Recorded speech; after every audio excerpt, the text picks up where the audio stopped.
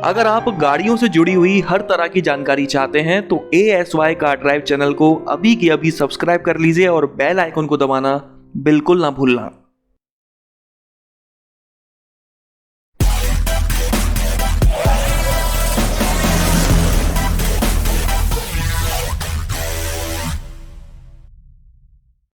किसी भी car dealer को गाड़ी बेचने का जो परसेंटेज मिलता है वो तो है ही, लेकिन इन लोगों की मोटी कमाई होती है इनके सर्विस सेंटर से। कोई भी कस्टमर जब एक लाखों रुपए की गाड़ी खरीदता है तो वो चाहता है कि उसकी गाड़ी की सर्विस एक ऑथराइज्ड सर्विस सेंटर से ही हो, लेकिन ये कार डीलर्स अपने लेवल पर कस्टमर्स को बेवकूफ बनाते हैं, ज्यादा से ज्यादा पैसे लूटने की कोशिश करते हैं, बिल में ऐसी ऐसी चीजें ऐड कर देते हैं जिनको आप देख कर भी नकार नहीं पाते। आपके साथ मीठी चुपड़ी चाशनी जैसी बातें कर करके आपसे वो सारे काम करवाने की हामी भरवा लेते हैं जिनका असल में कोई यूज ही नहीं था, और आप सोचते हैं कि वाह यार क्या सर्विस दी है इन लोगों ने, कितना ख्याल रखा है मेरा और मेरी गाड़ी का। तो चलिए इस वीडियो में मैं आपको यही बताने वाला हूं कि किस तरह से ये सर्विस सेंटर वाले अपने कस्टमर्स को बेवकूफ़ बनाने की कोशिश करते हैं और बनाते भी हैं। सबसे पहला है प्रोटेक्टिव कोटिंग। ये इन सर्विस सेंटर वालों का सबसे बड़ा स्कैम है। आप जब सर्विस कराने के लिए ले जाते हैं तो सबसे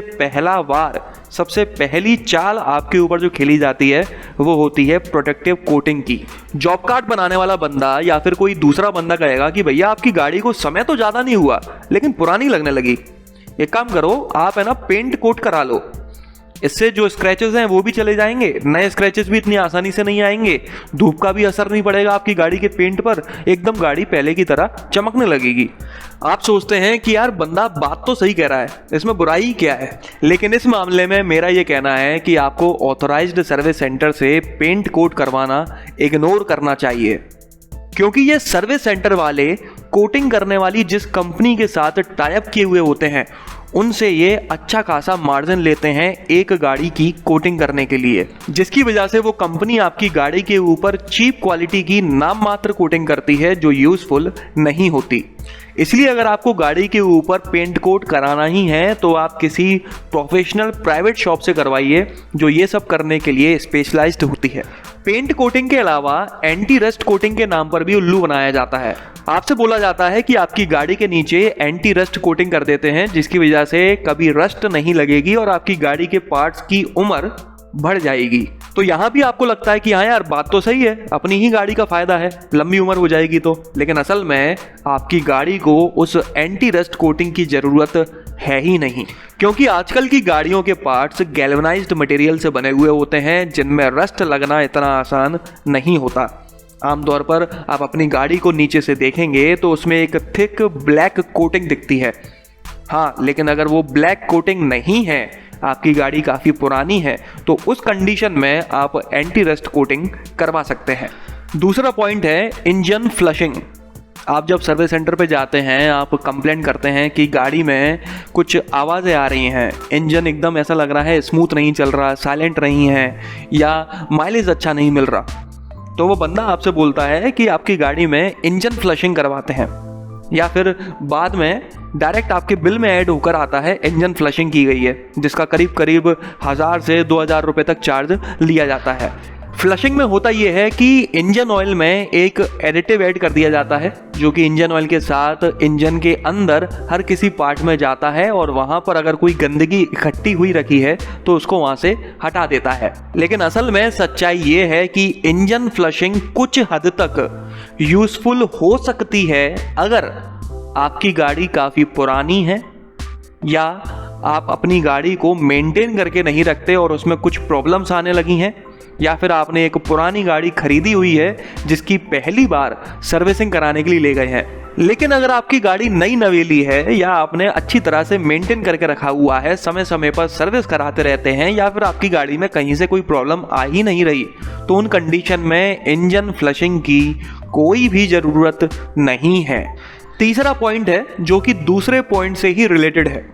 आमतौर पर हम लोग जब भी जॉब कार्ड बनवाते हैं सर्विसिंग के पहले तो माइलेज से संबंधित प्रॉब्लम जानबूझकर लिखवा देते हैं, भले ही प्रॉब्लम आ रही हो नहीं आ रही हो, हम बोल देते हैं भैया माइलेज और दिखवा लेना गाड़ी का, और इसी बात का फायदा वो सर्विस सेंटर वाले उठाते हैं। वो बोलते हैं कि भैया हम आपके इंजन ऑयल में एक ऑयल एडिटिव ऐड कर देते हैं, जिसकी वजह से आपका इंजन एक तो स्मूथ ऑपरेशन करने लगेगा, आपको इंजन स्मूथ लगेगा चलाने में, और साथ ही में माइलेज भी पहले से अच्छा हो जाएगा। और इस बात का 500 से 600 रुपये का चार्ज लगाया जाता है, लेकिन असल में इस ऑयल एडिटिव का कोई भी इस्तेमाल नहीं है, क्योंकि जो इंजन ऑयल आपने अपनी गाड़ी में डलवा रखा है वो पहले से ही इतना कैपेबल होता है कि आपके इंजन को स्मूथ बनाकर रख सके। उसके ऊपर किसी भी एडिटिव की जरूरत नहीं होती आपके इंजन की वर्किंग को स्मूथ बनाने के लिए। इसीलिए ऑयल एडिटिव्स को हमेशा ही इग्नोर कर दिया करें। इसके बाद अगला तरीका है बेवकूफ़ बनाने का, इंजेक्टर क्लीनिंग, जिसका करीब करीब 800 से 1000 रुपये तक चार्ज किया जाता है पेट्रोल गाड़ियों में, और उससे ज़्यादा होता है डीजल गाड़ियों में। आपसे बोला जाता है कि आपकी गाड़ी के इंजेक्टर की क्लीनिंग की जाएगी, जिसकी वजह से गाड़ी का माइलेज भी काफ़ी अच्छा हो जाएगा और साथ ही में इंजन की परफॉर्मेंस भी काफ़ी बेहतर हो जाएगी पहले से। लेकिन आजकल की तारीख में इंजेक्टर क्लीनिंग की ज़रूरत इतनी जल्दी नहीं आ पड़ती, क्योंकि आजकल का फ्यूल, आजकल का पेट्रोल और डीजल काफ़ी एडवांस्ड आने लगा है, BS6 आने लगा है, जो पहले से ही काफ़ी ज़्यादा साफ है। जलने के बाद, बर्न होने के बाद भी ये काफ़ी कम कार्बन डिपॉजिट छोड़ता है, जिसकी वजह से फ्यूल इंजेक्टर इतनी जल्दी गंदा होता ही नहीं है। लेकिन अगर आपकी गाड़ी की परफॉर्मेंस अच्छी नहीं है, चालू होने में काफ़ी दिक्कत देती है, माइलेज काफ़ी कम निकाल पा रही है, या फिर आप गाड़ी चालू करके रखते हैं तो इंजन आवाज़ काफ़ी कर रहा होता है, तो इस तरह की कंडीशंस में तो आप इंजेक्टर क्लीनिंग करवा सकते हैं। लेकिन इसके अलावा और किसी कंडीशन में इंजेक्टर क्लीनिंग की ज़रूरत नहीं है। इंजन डीकार्बोनाइजिंग, ये एक महंगी प्रोसेस है, करीब करीब 3 से 4 हज़ार रुपये तक चार्ज किए जाते हैं इसके लिए। इतने पैसों में तो कुछ गाड़ियों की पूरी सर्विसिंग तक हो जाती है। इंजन के पिस्टन्स में जो कार्बन डिपॉजिट हो गया है उसको हटाने की प्रोसेस को इंजन डीकार्बोनाइजिंग कहते हैं। तो जैसा कि मैंने दूसरे और तीसरे पॉइंट में बताया था कि अगर आपकी गाड़ी नई है या फिर आपने अपनी गाड़ी को अच्छी तरह से मेंटेन किया हुआ है, समय समय पर सर्विस कराते रहते हैं, ऑयल चेंज करवाते रहते हैं, तो इंजन डीकार्बोनाइजिंग की कोई ज़रूरत नहीं है। लेकिन अगर आपकी गाड़ी पुरानी हो चुकी है, वो अच्छी तरह से परफॉर्म नहीं कर रही है, जितनी पावरफुल पहले थी उतनी पावरफुल नहीं है, माइलेज काफ़ी बेकार हो चुका है, तो उस तरह की कंडीशन में आप इसको करवा सकते हैं। कार पॉलिश या फिर ड्राई क्लीनिंग, ये भी ठीक एक पेंट कोट की तरह ही स्कैम है। आपसे बोला जाता है कि गाड़ी की पॉलिश करवा लीजिए, सस्ती भी है, आपकी गाड़ी एकदम नई की तरह चमकने लगेगी, स्क्रैचेस भी कम हो जाएंगे और नए स्क्रैचेस भी इतनी आसानी से नहीं आएंगे, सनलाइट का भी असर कम पड़ेगा। जबकि असल में ये एक सफ़ेद झूठ है। पॉलिश करने से सिर्फ आपकी गाड़ी 1 से 2 दिन तक चमकती है, किसी भी तरह का पेंट को प्रोटेक्शन नहीं मिलता।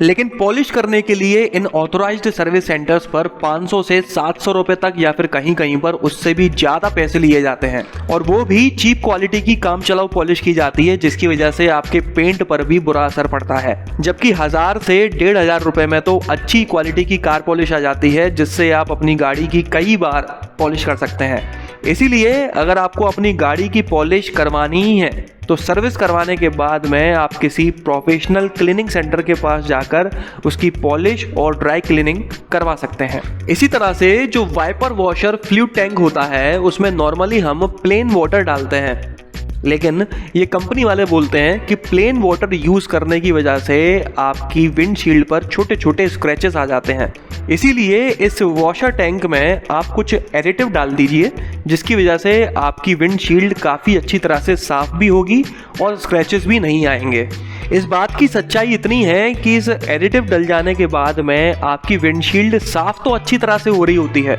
लेकिन जो आपके वाइपर ब्लेड्स हैं वो ख़राब हो जाती हैं, कड़क हो जाती हैं, जिसकी वजह से आपकी विंडशील्ड पर वापस से पहले से ज़्यादा स्क्रैचेस आने लगते हैं। इसीलिए इस वॉशर टैंक में कभी भी कोई एडिटिव ऐड नहीं करना चाहिए। बीच का रास्ता ये है कि जब भी आपकी विंडशील्ड ज़्यादा गंदी हो जाए तो आप खुद ही उस विंडशील्ड को मैनुअली अच्छी तरह से शैम्पू से या फिर किसी और चीज़ से साफ़ कर लें, जिसकी वजह से आपके वाइपर्स प्लेन वाटर के साथ ही काफ़ी अच्छा रिजल्ट देंगे। एसी डिसइंफेक्टेंट, कुछ लोग कुछ ज़रूरत से ज़्यादा ही हाइजीन मेंटेन करते हैं, ये टच नहीं करेंगे, वो टच नहीं करेंगे, आउच, छी कितनी डर्टी है। इस टाइप के लोग जब नोटिस में आ जाते हैं तो उन्हें उल्लू बनाया जाता है एसी डिसइंफेक्टेंट के नाम पर। उन्हें कहा जाता है कि सर हम आपके एसी वेंट्स को डिसइंफेक्ट कर देंगे, जिसकी वजह से वो आपको एकदम फ्रेश और क्लीन एयर देंगे। अब सामने वाले को तो हाइजीन मेंटेन करनी है, तो वो एक बार में हाँ कर देता है और 500 से 700 रुपये का चार्ज लगा दिया जाता है।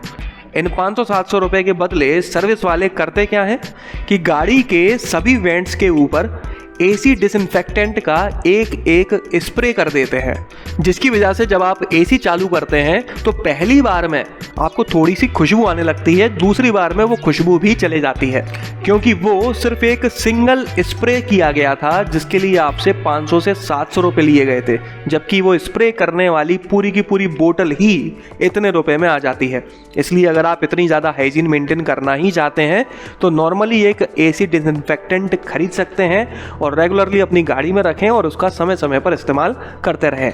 इंजन ऑयल, वैसे तो बेवकूफ़ बनाने का ये तरीका एक्सपोज हो चुका है, लेकिन आज भी कुछ सर्विस सेंटर यूज़ कर रहे हैं। नॉर्मली हर किसी गाड़ी का इंजन ऑयल एक पर्टिकुलर समय सीमा या फिर किलोमीटर्स के बाद बदला जाता है, और वो ड्यूरेशन और किलोमीटर आपकी गाड़ी के ओनर मैनुअल में लिखी हुई होती है। उसी हिसाब से आपकी गाड़ी का इंजन ऑयल बदलना होता है। ज़्यादातर गाड़ियों में तो ये हर 10,000 किलोमीटर में बदला जाता है। आप अपनी गाड़ी की डिटेल अपनी ओनर मैनुअल में देख सकते हैं, लेकिन सर्विस सेंटर वाले इसको कम इंटरवल में बदलने की कोशिश करके कुछ पैसे बनाने की कोशिश करते हैं, इसलिए थोड़ा अलर्ट रहें। इसके अलावा कई बार ऐसा भी होता है कि बिल में कुछ ज़्यादा ही लेबर चार्जेस लगे हुए होते हैं। जब आप पूछते हैं कि इतना ज़्यादा लेबर चार्ज क्यों लिया गया है, तो वहाँ से जवाब आता है कि सर आपकी गाड़ी का पर्टिकुलर कोई पार्ट हमने खोला था, अंदर तक गए और कोई कमी उसमें नज़र नहीं आई तो हमने वापस से उसको पैक कर दिया, लेकिन वो सब करने के लिए आपको लेबर चार्जेस तो देना ही पड़ेगा। अब मैकेनिक ने वो पार्ट खोला भी था या फिर बिना खोले ही चार्जेस को ऐड कर दिया गया, ये बात तो आप सिर्फ तभी पकड़ पाएंगे जब आप सामने बैठकर अपनी गाड़ी की सर्विस करवाएंगे। आजकल के सर्विस सेंटर्स पर वेटिंग लॉन्ज बने हुए होते हैं, जहां पर बैठकर आप सर्विस एरिया को देख सकते हैं। मैकेनिक को या फिर सर्विस करने वालों को लग जाता है कि कस्टमर अलर्ट है, तो वो इस तरह की हरकतें नहीं करते। इसी तरह से जब भी आपकी गाड़ी का कोई पार्ट रिप्लेस किया जाता है, मतलब कि पुराने की जगह नया लगाया जाता है, तो पुराने वाले पार्ट को जरूर वापस मांगें, क्योंकि इससे कुछ हद तक कंफर्म हो सकता है कि वो पार्ट वाकई में बदला गया है या फिर उस पुराने पार्ट को ही जुगाड़ लगा के वापस से सेट करके आपको नए पार्ट के चार्जेस लगा दिए गए हैं। इसके अलावा कुछ स्मार्ट मैकेनिक्स आपके दिमाग में ज़बरदस्ती का डाउट क्रिएट करने की कोशिश करते हैं, जैसे कि सर देखिए आपके इंजन में कुछ नॉइज़ आ रही है, सर देखिए आपकी स्टीयरिंग में कुछ गड़बड़ लग रही है, ब्रेक पैड्स कुछ ज़्यादा टाइट लग रहे हैं, जबकि असल में सब कुछ सही होता है, कहीं से कोई प्रॉब्लम नहीं होती। आप सोचते हैं कि यार मैकेनिक है, इसको ज़्यादा जानकारी है, ये बोल रहा है तो सही ही बोल रहा होगा, तो आप बोलते हैं कि हाँ भैया आप अपने हिसाब से देख लो, कुछ ख़राब लगे तो बदल देना। अब वो मैकेनिक उस पार्ट को देखता वेखता तो कुछ है नहीं, क्योंकि वो पहले से ही सही काम कर रहा था, लेकिन अब बिल में चार्जेस सारे लग कर आते हैं। तो यही कुछ कॉमन तरीके हैं जो ये सर्विस सेंटर वाले इस्तेमाल करते हैं कस्टमर को बेवकूफ़ बनाकर ज़्यादा से ज़्यादा पैसे कमाने के लिए। लेकिन अगर आप इस वीडियो में कही हुई बातों को थोड़ा ध्यान में रखेंगे तो आपको बेवकूफ़ बनाना इतना आसान नहीं होगा। तो चलिए इस वीडियो में तो बस इतना ही। अगर आपको ये पसंद आया हो तो इसे लाइक कर दीजिएगा, इस चैनल को सब्सक्राइब कर लीजिए और बेल आइकन को दबाना बिल्कुल ना भूलना। आपका दिन शुभ रहे। धन्यवाद।